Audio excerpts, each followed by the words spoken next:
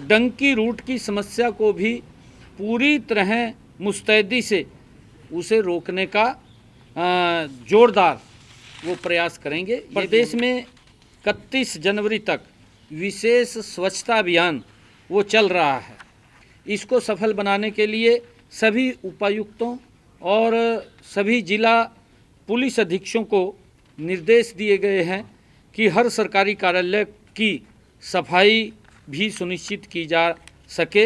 इसके लिए विभाग एक नोडल अधिकारी वो नियुक्त करेगा जो केंद्रीय जो निगरानी है उस पोर्टल के ऊपर अपने ऑफिस का पूरा डाटा अपलोड करेगा। ये भी आदेश दिए गए हैं।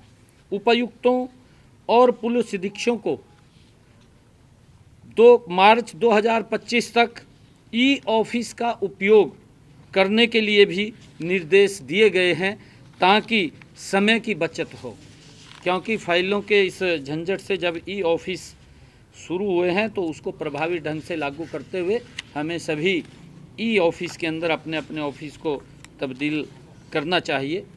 हमने ये भी कहा है कि जो चिट फंड के अंदर अन्य तरीके से लोगों का पैसा ऐंठने का काम कुछ कंपनियां करती हैं और उनको झांसे में फंसा करके उनका शोषण करते हैं, ऐसी सब के खिलाफ सख्त कार्रवाई के भी निर्देश हमने दिए हैं। यदि कोई अनियमितता तरीके से पैसा जमा करने की योजना संचालित करता है तो उसके द्वारा खरीदी गई संपत्ति की रजिस्ट्री पर बैन लगाने का भी फैसला हमने आज किया है।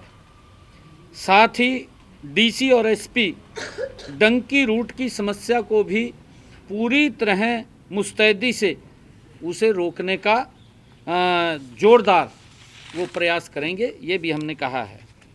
सभी उपायुक्त और पुलिस अधीक्षकों को गांव में रात्रि ठहराव के निर्देश भी दिए गए हैं।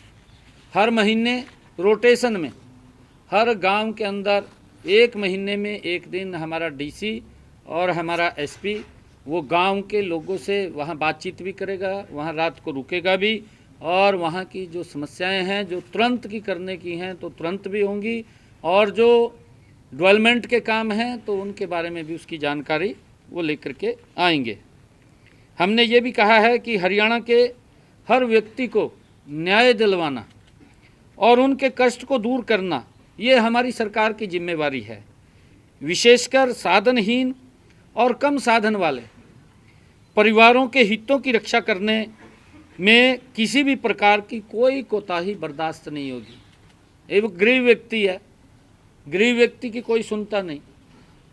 हमारी सरकार का ये संकल्प है कि किसी भी गरीब व्यक्ति के ऊपर अगर अन्याय होता है तो उसको न्याय दिलवाना ये हमारी सरकार की प्राथमिकता है। ये भी हमने अधिकारियों को निर्देश दिए हैं कि उनको न्याय मिलना चाहिए, ये सुनिश्चित करना हमारी जिम्मेवारी है। और गांव में जो लंबित विकास कार्य हैं उनको चिन्हित करना, भी कौन कौन से कार्य जो लंबे समय से गांव के लोग मांग कर रहे हैं और वो रुके हुए हैं, उन कार्यों को गति प्रदान करना, ये भी हमारा आज हमने दिशा निर्देश दिए हैं।